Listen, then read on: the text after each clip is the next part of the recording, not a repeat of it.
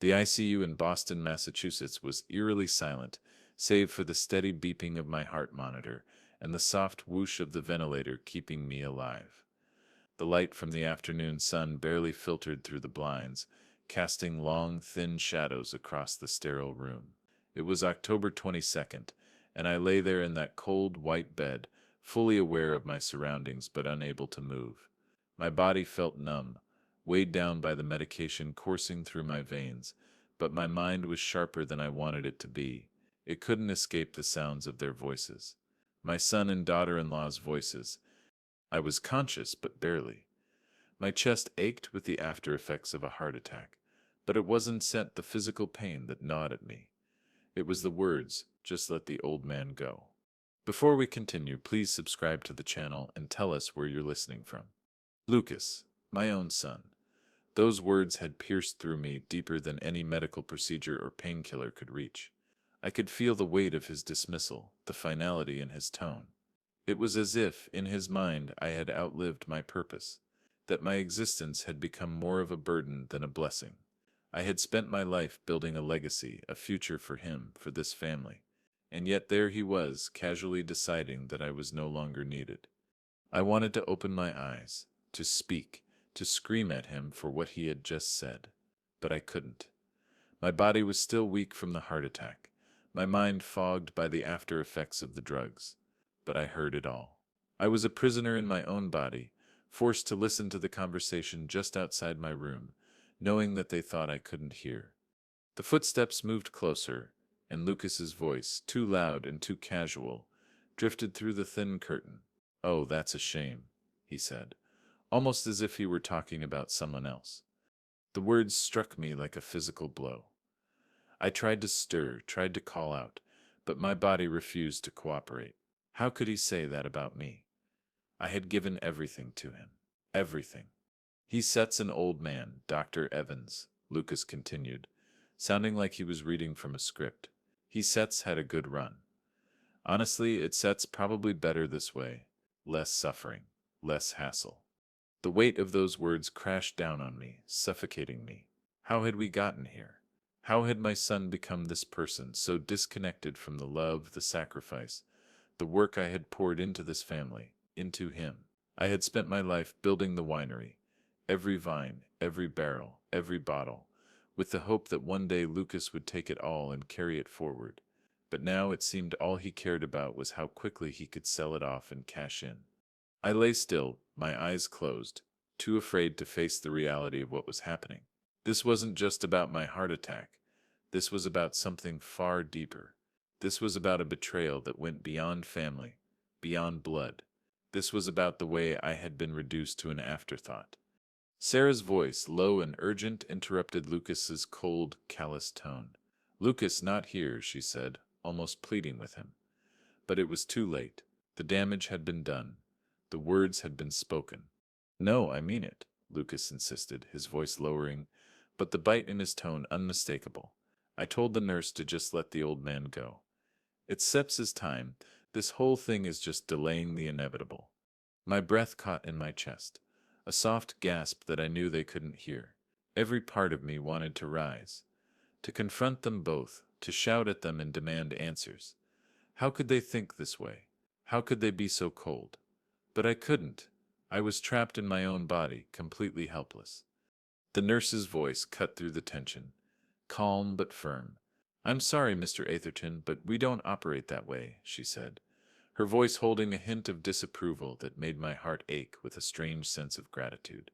At least someone still had the decency to stand up for me, even if it wasn't my own son. But that brief moment of relief quickly passed, fading into the abyss of betrayal that now consumed me. I lay there, still and silent, the weight of their words sinking in deeper than any physical pain ever could.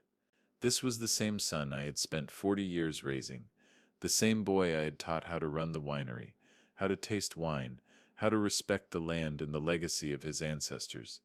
And now he was ready to throw it all away, simply because it wasn't convenient for him anymore. He wanted nothing more than to cash out, to sell it all and move on. The weight of my life's work felt like it was slipping through my fingers, and the pain of that realization was sharper than the pain in my chest. This wasn't just about the winery. This wasn't just about money or property. It was about trust. It was about the betrayal of a bond I had spent my life nurturing. My own son, the one I thought would carry on the legacy I had built, was ready to let me go without a second thought. But as the moments passed and the world around me faded into a blur, something inside me shifted. I wasn't ready to let go. Not yet. Not like this.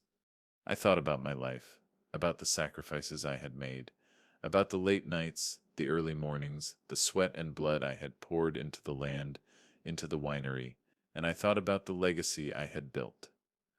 My legacy, it wasn't just a business, it was my life's work, and I wouldn't let it slip away just because my son was too selfish to see its worth.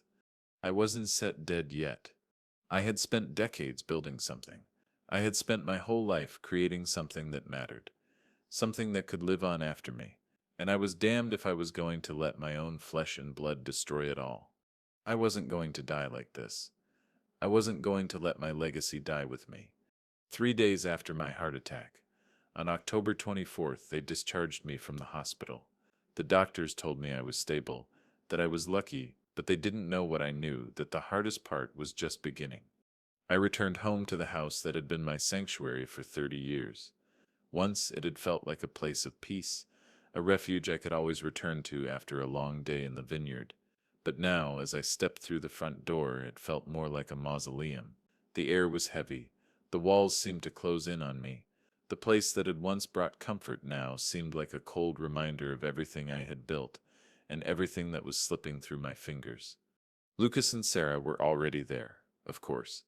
Their faces were a mix of relief and impatience, as though my return from the hospital was just another obstacle to overcome. They helped me into my study, a room that had once been filled with the scent of old books, polished wood, and the soft hum of my thoughts. Now it smelled like failure. It was the room where I had made all the important decisions about the vineyard, where I had written every major contract, every letter to clients, every plan for the future. But now it felt empty.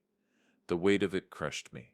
They circled me like vultures, their movements calculated. Lucas set a stack of papers in front of me, the edges sharp, as though he couldn't wait to get me to sign them. "Dad," he said, his voice too smooth, too rehearsed. "Dr. Miller said you need rest. We can take care of everything for you. No need for you to worry about any of this. We'll handle it." He slid the power of attorney across the desk, the paper gleaming in the low light of the room. They wanted my signature. They wanted the keys to everything I had worked for. They wanted the control, the power, the future. And all I had to do was sign away the rights to it all. I looked at the paper, my eyes blurry with exhaustion, and the haze of anger that had been building inside me since I overheard their conversation in the hospital. It was hard to focus on the words, but I knew what it meant. They wanted to take over, to have it all. My money, my winery, my legacy, everything. Not yet. I managed to croak, my voice rough from disuse. "I need a few days." Lucas's face tightened, but he didn't push it further. Instead, he just nodded, his gaze lingering on the papers.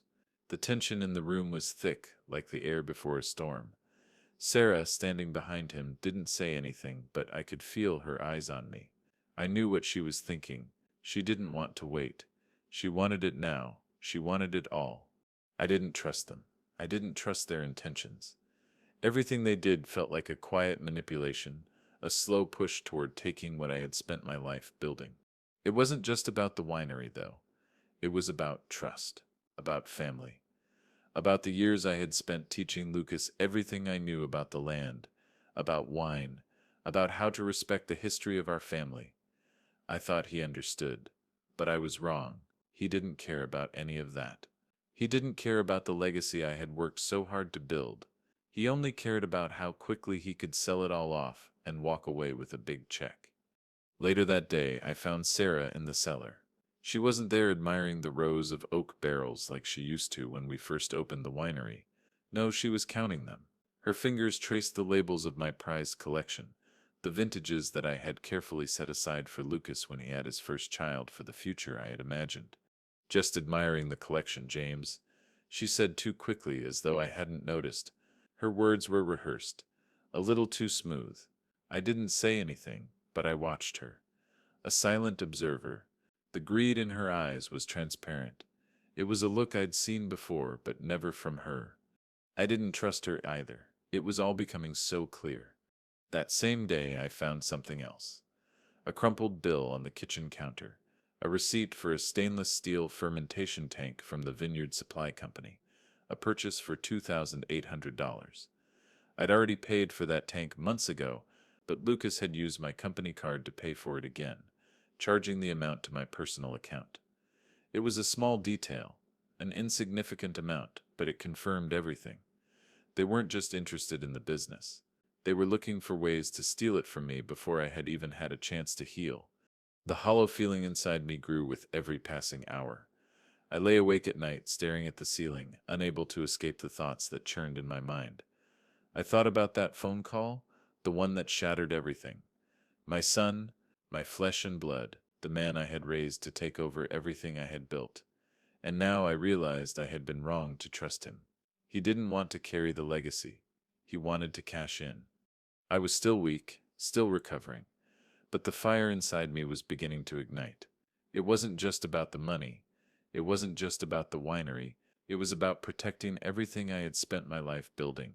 My family, my legacy, my name, and I realized that I couldn't just heal. I couldn't just get better. I had to get even. But I wouldn't do it with loud accusations or outbursts.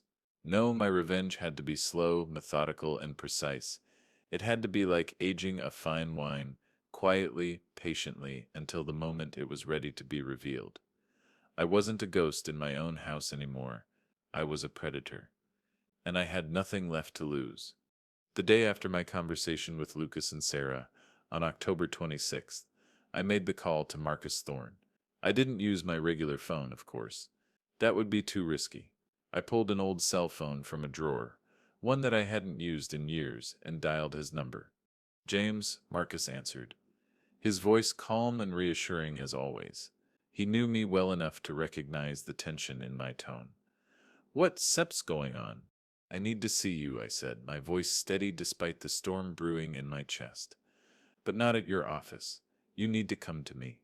There was a pause on the other end of the line. I'm listening, he said, his voice measured, calm. Hadn't some sure Lucas and Sarah have already made their move. They said they're trying to get everything from me, and I said I'm not going to let them take it. I need your help. Marcus didn't question me, didn't ask for details. He knew exactly what I was talking about. We had been through enough together over the years. I'll be there in an hour, he said, then hung up. I didn't waste time waiting. I unlocked the safe behind a painting in my study and retrieved a leather-bound journal that held the details of my plan. It was all in there, the instructions for what was about to come. I wasn't going to let them take everything I had built, not without a fight.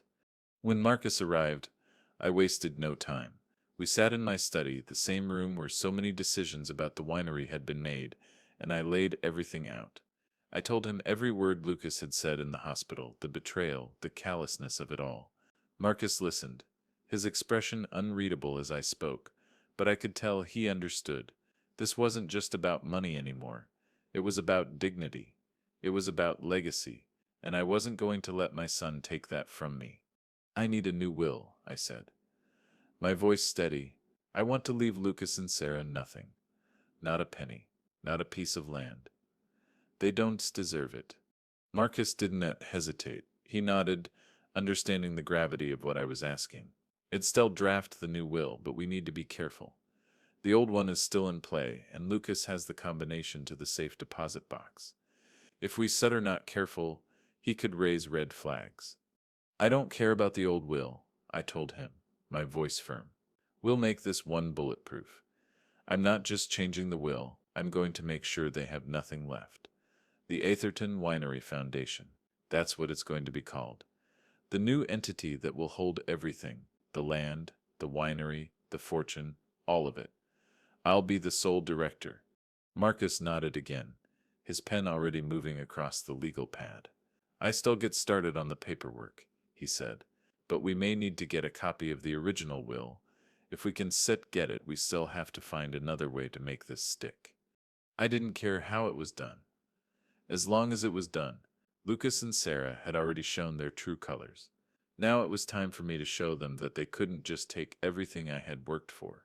They thought they were playing a game of chance, but I had been playing it all along. It was time to change the rules. We spent the next few hours in silence, the room filled only with the scratch of Marcus's pen as he worked. I watched him closely, my mind already working through the next steps. I had to be careful, meticulous. The plan had to be flawless. As Marcus left, he reassured me that the new will and foundation would be ready soon.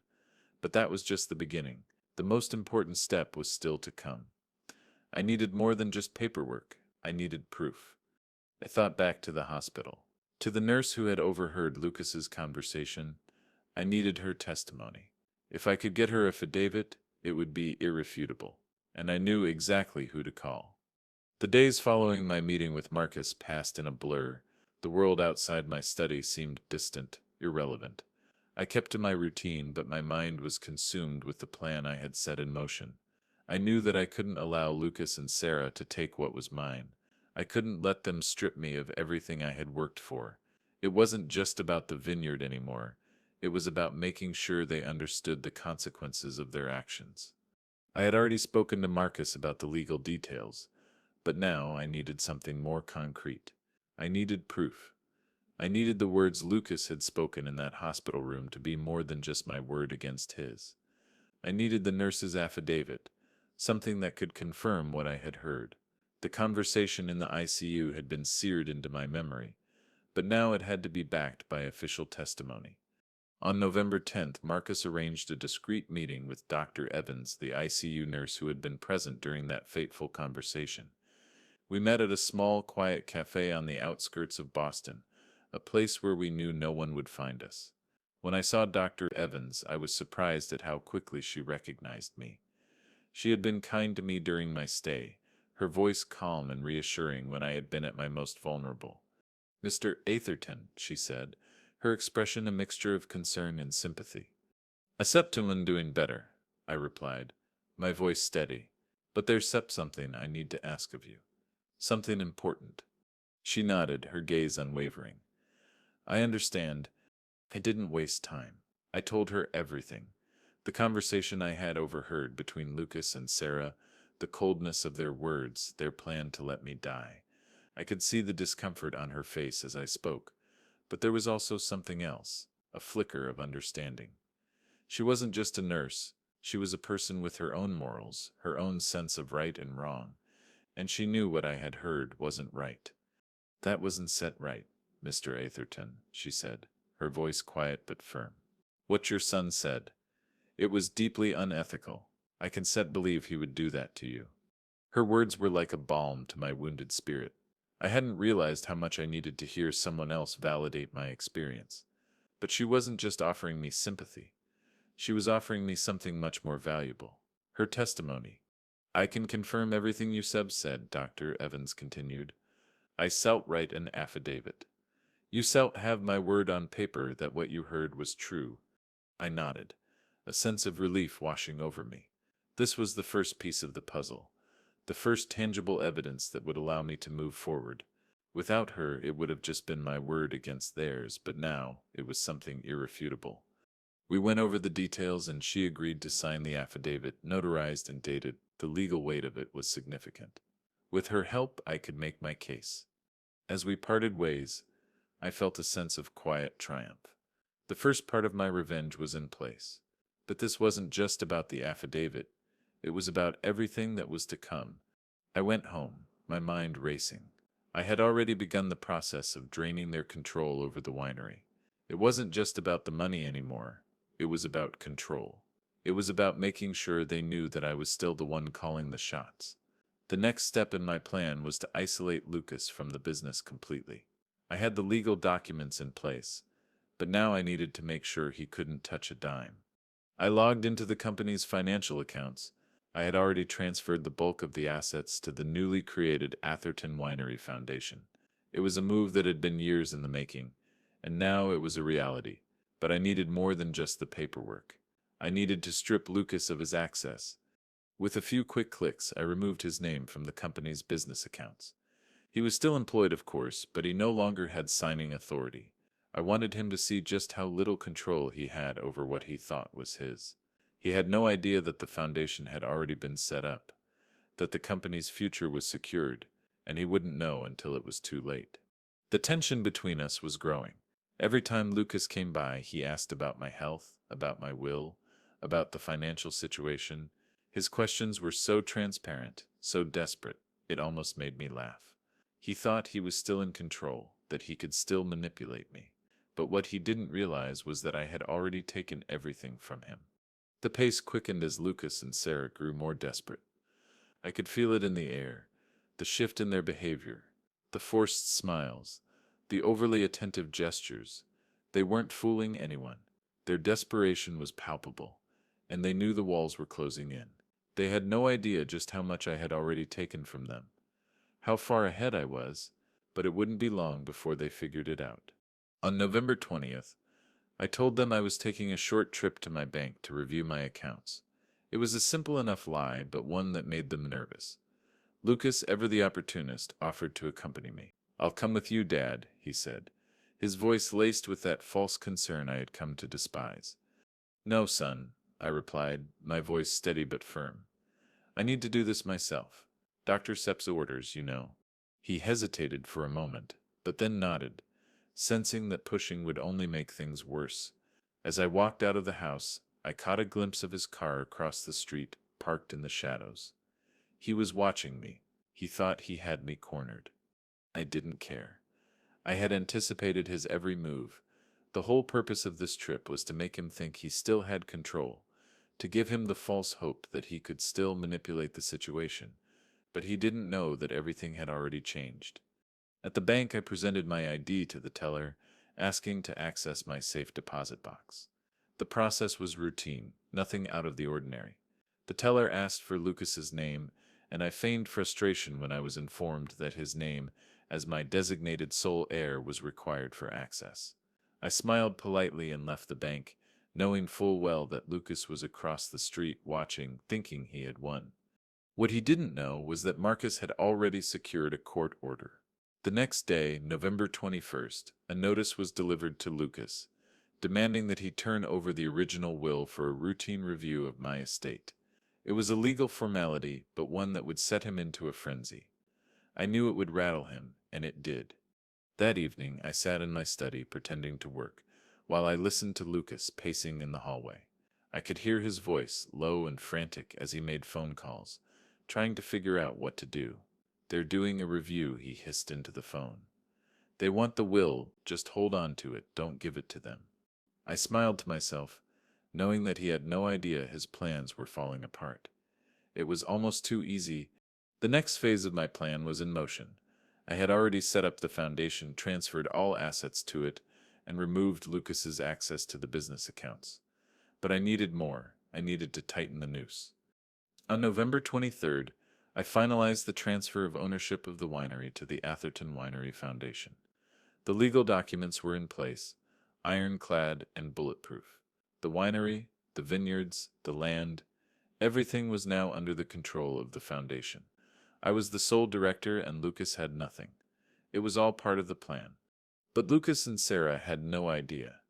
They were still playing the same game, still trying to manipulate me into handing over control, still focused on the old will. What they didn't know was that it didn't matter anymore.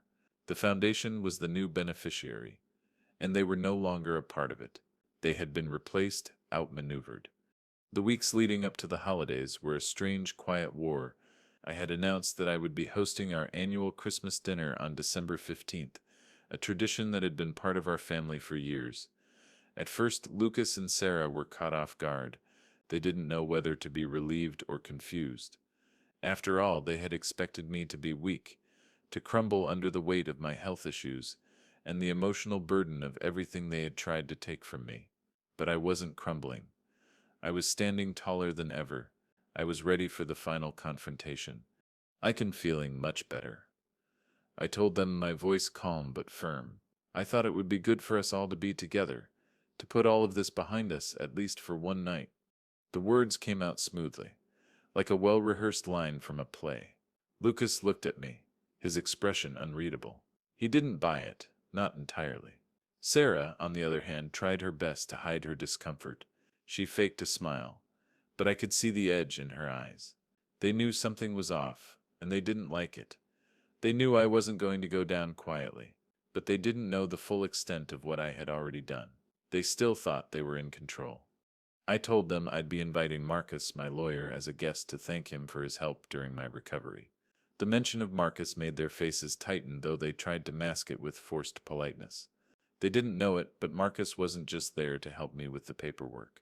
He was there to watch as their lives unraveled. The tension in the house was thick, like a storm waiting to break. Every day they tried harder to get back into my good graces. They brought me my tea, fluffed my pillows, and tried to keep up the appearance of being the perfect, caring family. But it was all an act. I saw through it. Every time they asked about my health, my will, or my finances, I could feel the desperation in their voices. They still thought they could manipulate me into handing over the winery, but they didn't know that I had already stripped them of everything. I watched them closely, observing every subtle move.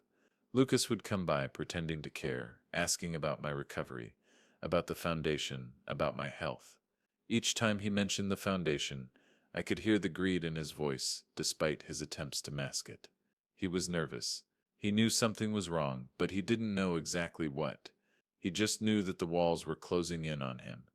The day before the dinner, I caught Sarah in my study again. She was hunched over my desk, her handbag open on the chair beside her. As soon as I walked in, she quickly shoved something into her bag, her eyes wide with panic. I'd seen it before, the way she tried to cover up her tracks. This time it was a copy of the old will. "Just tidying up, James," she said too quickly, her voice a little higher than usual. I smiled, pretending not to notice, but I saw the fear in her eyes. She thought the old will still mattered. She thought she could hold on to it like a lifeline, but she didn't realize that it had already been replaced. I didn't say anything. I didn't need to. I just gave her a knowing look, and she immediately stuffed the will back into her bag. "Thank you, dear," I said, my voice calm but the meaning clear. She had no idea that the game had already changed. I spent the rest of the day preparing. The house was decorated beautifully with holly, twinkling white lights, and the scent of roasted turkey and mulled cider filled the air. It was a picture-perfect Christmas dinner, but it was all part of the performance. Lucas and Sarah had no idea that the final curtain was about to fall. The dinner wasn't just about food. It was about power. It was about revealing the truth. The truth that they were so focused on the old will, so obsessed with controlling what they thought was theirs, that they didn't even notice that I had already taken it all from them. The Atherton Winery Foundation was now the sole heir to everything I had worked for, and they were left with nothing. I let them sweat. I let them believe that they still had a chance, that they still had control, but I knew better. The night of December 15th arrived, and with it the Christmas dinner that would change everything. The house was filled with the familiar scent of roasted turkey, the warmth of the fire crackling in the hearth, and the soft glow of candles flickering across the grand dining table. The decorations were beautiful, just as they had been every year before, but tonight the atmosphere felt different. It was thick with tension, with anticipation. The stage had been set, and all that was left was for the players to take their places. Lucas and Sarah arrived just as the sun set, their faces carefully masked with smiles that didn't quite reach their eyes. They brought with them an expensive bottle of wine, no doubt chosen to impress. It wasn't the wine I would have chosen, but I didn't mind. It was all part of the show. They didn't know it yet, but this dinner would be their undoing. Marcus had already arrived and was seated at the table, his face neutral, as always. He knew his role. He knew what had to be done. He wasn't just a lawyer, he was my co-conspirator in this carefully orchestrated drama. I stood up to give the toast, the wine glass in my hand feeling unusually heavy. The weight of what I was about to do was settling in, but I had no intention of backing down.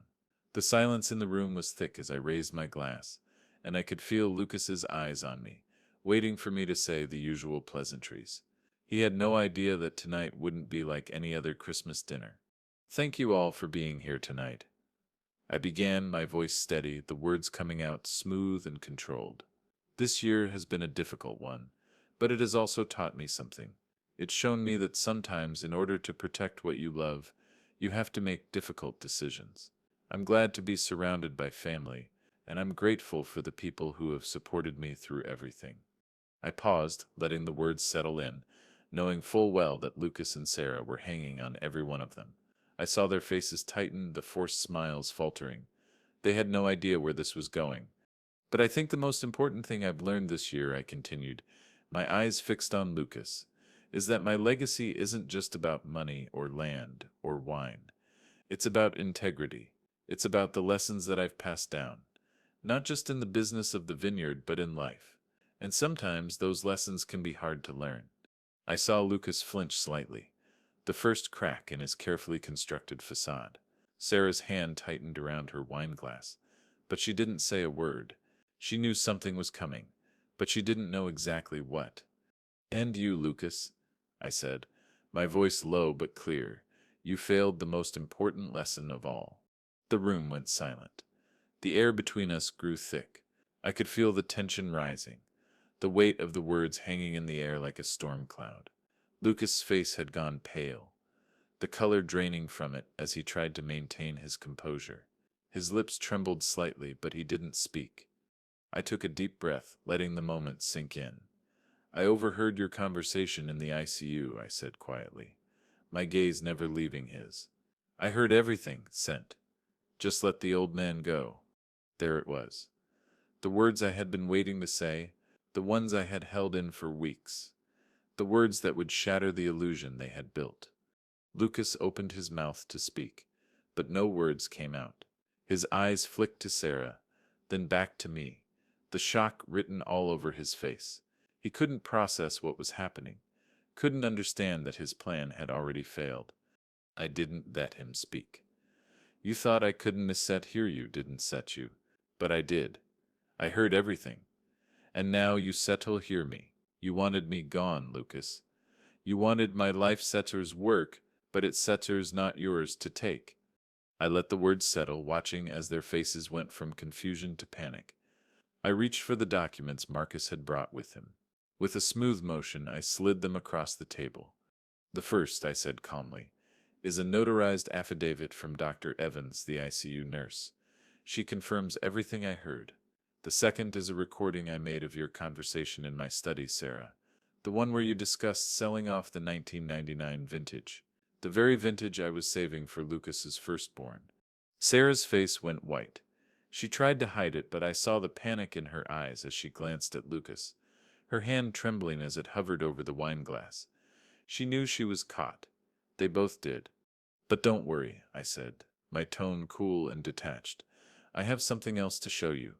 I reached for the final document, the one they had both been so desperate to hold on to. I slid the new will across the table. The first line was clear and simple.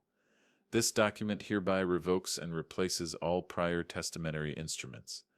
I looked them both in the eye, savoring the moment. Everything, the winery, the land, the fortune, everything now belongs to the Etherton Winery Foundation, a charitable entity, not an inheritance, not a prize to be won. "And Lucas," I said, my voice lowering to a cold whisper, "your name is nowhere on this document. You have nothing." Lucas' cystic face twisted with disbelief, his mouth moving but no sound coming out. "You consist to do this," he finally whispered, his voice shaking with rage. "I way cestat contestit. This isn't cestat legal." Marcus, who had been silent until now, spoke calmly. "It seps all perfectly legal, Lucas. The will is valid. And your actions? Well, they sef been well documented. Any attempt to contest this would be a complete waste of your time and money." The words hit like a thunderclap. The realization that everything was slipping away, that their hopes and dreams of an easy inheritance were gone, hit them both like a physical blow. Sarah sat frozen, her face buried in her hands as she sobbed quietly. Lucas, too, had nothing left to say. His arrogance, his confidence, they were gone, replaced with the hollow emptiness of defeat. I sat back in my chair watching them. The dinner, the toast, the carefully prepared words, it had all been a performance. And now the curtain had fallen. The silence after they left was profound, almost deafening. There were no screams, no angry words. Lucas and Sarah didn't protest, didn't try to fight back. They simply sat there, staring at the documents in disbelief, the full weight of what had just happened sinking in. I watched as their faces drained of color, their expressions contorted with shock, confusion, and something else, something darker, regret. Without another word, they stood up, leaving the table in silence. I heard the faint shuffle of their footsteps as they made their way out of the room, the sound echoing in the otherwise still house. The door slammed behind them, and then, just like that, they were gone. The only sound left in the house was the quiet crackle of the fireplace and the soft chime of the grandfather clock ticking away the seconds. It was over. The tension, the facade, they were all gone. Lucas and Sarah had played their final hand, and it had cost them everything. The next day, the phone calls started. Marcus was the first to get one. I could hear his voice, calm and professional, as he dealt with the aftermath of what had happened. Lucas was hysterical, rambling on about contesting the will, about claiming I was mentally incapacitated when I signed it. But Marcus was prepared. He had already anticipated that Lucas would try to fight back. He had every document, every piece of evidence ready to shut him down. The conversation was over before it even started. Lucas's threats were nothing more than empty words. "I'll sue. I'll make sure you pay for this," Lucas had spat. But Marcus calmly reminded him that the mental health assessments, the notarized affidavit from Dr. Evans, and the recording were all irrefutable. "There sets no case here, Lucas." Marcus had told him, "Your actions have been documented. You have nothing." I didn't need to hear the rest of the conversation. I already knew what would come next. The news would spread quickly, especially in the close-knit world of the Boston vintner community. Word would get out about Lucas and Sarah's greed, about how they tried to strip me of everything before I had even died. The backlash would be swift, and it would be unforgiving. It wasn't long before I started receiving messages from colleagues, old friends in the business who had always respected me. One of them, a former competitor, reached out in an email, expressing his disappointment in Lucas's actions. "James," he wrote, "I've always admired your integrity. You built your legacy with dignity. What your son did is disgraceful. You did the right thing." I didn't feel triumph reading his words. I didn't feel a sense of victory. What I felt was a quiet, almost sorrowful satisfaction. This wasn't about winning. It wasn't about making them suffer. It was about justice. I had been betrayed, and now the consequences of that betrayal were unfolding before them. They had tried to take everything from me, and now they had lost it all. As the days passed, Lucas and Sarah's social standing began to crumble. The people who had once praised them for their appearances, for their image as the perfect couple, began to turn their backs. They were no longer seen as the heirs to the Atherton legacy. They were seen as opportunists, as people who had tried to betray a father for money. They couldn't show their faces at the annual vintners' ball. The very people they had once mingled with now whispered behind their backs. By the end of the week, I received a call from Marcus again. This time it was about Lucas's request for a meeting. He wanted to reconcile, to apologize for everything he had done. He wanted a second chance. I stared out the window of my study, watching the barren vines in the vineyard sway in the winter wind. I thought of the years I had spent building the winery, the countless sacrifices I had made, all for the future of my family. And now, here was my son, the one I had trusted, the one I had given everything to, asking for forgiveness. The irony was not lost on me. He had tried to take everything I had worked for, and now he wanted it back. He wanted the life he thought was his, but it was gone. The moment he chose greed over love, over family, he lost it all. I thought for a moment, then spoke the words that I knew would finally close the door on any chance of reconciliation. "Tell him no," I said. My voice calm, my decision final. He made his choice. Marcus hesitated for a moment before replying. "Are you sure? He says he sets it sorry. He says he regrets what he did. He doesn't regret it," I replied, my voice steady. "He regrets getting caught. But that sense not enough. He had his chance." And just like that, it was over. Lucas and Sarah were no longer part of my life. They had made their choice, and now they would live with the consequences. I had taken back control of my legacy, and it was no longer about punishing them. It was about ensuring that my name, my family's name, would continue, but on my terms. The courtroom was packed with reporters, curious onlookers, and members of the community who had heard about Lucas and Sarah's attempt to contest my will. As I sat there, I felt a strange sense of detachment. This wasn't about me anymore. This was about something far bigger, about standing up for the legacy I had worked my entire life to build, and about making sure that the people who had betrayed me would never have the chance to tarnish it again. Marcus sat beside me, his presence a steady reassurance. He was calm, collected, confident in the strength of our case. Across the room, Lucas and Sarah sat with their lawyer, their faces tight with anxiety. Lucas couldn't look me in the eye. His usual arrogance, the bravado that had made him think he could take what was mine, was gone. He had no words left. The judge, a stern woman with years of experience, called the proceedings to order. "We are here today to address the legal validity of James Atherton's revised will," she began, her voice firm. "Lucas Atherton and Sarah Atherton are contesting the changes, claiming that Mr. Atherton was not of sound mind when he made these alterations." The courtroom fell silent as the judge glanced over at me. I sat still, hands folded in my lap, watching as the drama unfolded. This wasn't just a legal battle. It was the final confrontation, the moment where the truth would come to light. Lucas's lawyer stood up first, a tall man with a polished, confident air. "Your Honor," he began, his voice smooth and persuasive, "we are here today to ensure that Mr. Atherton's estate is handled in accordance with his true wishes. Lucas Atherton, as the rightful heir to his father's estate, believes that the changes made to the will were influenced by external factors, and that his father was not mentally capable of making such a decision." The lawyer's words hung in the air, but I could feel the weakness behind them. He was trying to discredit me, to paint me as a victim of manipulation, but it was all smoke and mirrors. They had nothing. Their only weapon was the lie they had woven, and it was falling apart piece by piece. Marcus stood up to address the court, his voice calm but authoritative. "Your Honor, we have presented ample evidence that Mr. Atherton was of sound mind when he made the changes to his will. He was fully aware of his actions, and he made these decisions based on his own experiences and his deep concerns regarding the actions of his son, Lucas Atherton."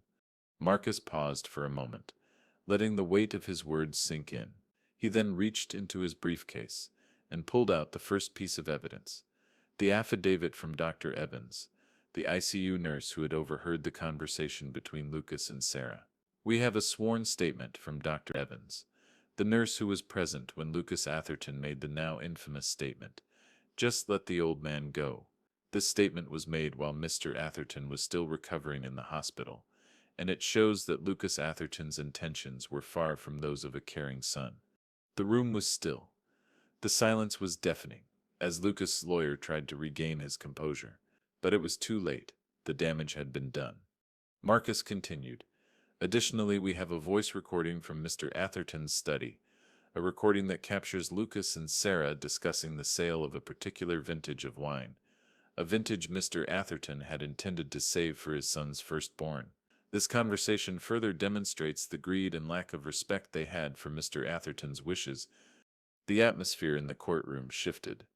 The jury and the judge were listening now. They were no longer hearing accusations.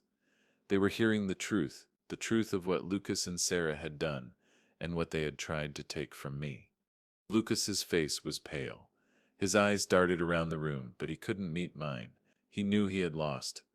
Sarah sat beside him, her face red with shame. I could see the tears welling up in her eyes, but it didn't matter anymore. They had no one to blame but themselves. The judge looked down at the documents in front of her, then at Lucas and Sarah. "As is reviewed the evidence presented, and I find that the changes to Mr. Atherton Sepp's will are indeed valid," she said, her voice firm. "Lucas and Sarah Atherton Sepp's claims are dismissed. This case is closed." The gavel came down with a sharp final sound. It was over. With the legal battle behind me, I found a strange sense of peace settling over me. The chaos, the uncertainty, the years of tension, everything had come to a head, and now it was over. Lucas and Sarah had been exposed for what they truly were, their greed and betrayal laid bare for all to see. The winery was safe, the legacy intact, and most importantly, I had taken back control of my life. The weeks after the trial were quiet. I spent my days overseeing the new management of the winery, making sure the foundation was running smoothly. The foundation, after all, was more than just a legal entity. It was a symbol of everything I had built, everything I had sacrificed, and everything I wanted to live on long after I was gone. I had always known that my legacy wasn't just about the money, the wine, or the land. It was about the lessons I had passed down, the knowledge I had shared, and the respect I had earned. And now, through the foundation, that legacy would continue, protected from those who sought to destroy it.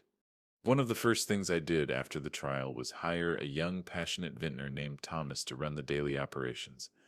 Thomas was everything Lucas had never been: dedicated, hard-working, and respectful of the tradition that had been passed down through generations. He was a perfect fit for the winery. He understood the value of the land, the care that went into every harvest, and the responsibility of carrying the name of Atherton forward. I spent quiet afternoons on the porch, watching him work, overseeing the vines that had once been the heart of my world. The sight of the vineyard, thriving, alive with possibility, filled me with a sense of calm I hadn't known in years. The pain of the betrayal still lingered, but it had softened with time. The sting of Lucas's words, the coldness in his voice still echoed in my mind, but it no longer had the power to control me. I had taken back what was mine, and in doing so I had found something far more valuable: peace. There were moments when I would think about Lucas, about the son I had raised, the son I had once thought would be my successor. I had spent so many years preparing him for this, teaching him everything I knew, and yet he had chosen greed over love, power over respect. I couldn't change that, but I had changed my future, and in the end, that was all I could control. A few weeks after the trial, I received a letter. It was from Dr. Evans, the nurse who had helped me in the hospital. She had read about the changes to the will and the work the foundation was doing. She wanted to express her support and congratulations. "You helped me in more ways than you know." I wrote back. The woman who had offered me a small but crucial act of decency had become part of the story I would tell for the rest of my life. There was one final irony, one last twist of fate that I couldn't help but laugh at. When I visited the winery to oversee the new management, I saw that Thomas was thriving. He had been the one to take charge of the harvests, to tend to the vines, to make the decisions that Lucas had never cared about. The very person Lucas had fired years ago for being too green was now the one running the show. Thomas was everything Lucas had never been: dedicated, humble, and passionate about preserving the legacy of the Atherton name. It was fitting, in a way. The legacy that Lucas had tried to destroy, the legacy that he thought he could sell off and discard, was now in better hands. I couldn't have asked for a better successor. As I stood there, overlooking the rows of vines that had been my life's work, I realized something that gave me peace. The most precious things in my life weren't money or land. They were dignity and integrity. They were the things I had almost lost, but in the end they were the things that had saved me. I thought back to the moment when Lucas had said those words in the ICU: "Just let the old man go." He had been so quick to dismiss me, so eager to see me gone, that he hadn't realized he was setting me free. In the end, it wasn't his inheritance that mattered, it was my freedom. He thought he could take everything from me, but in reality he had given me back my life.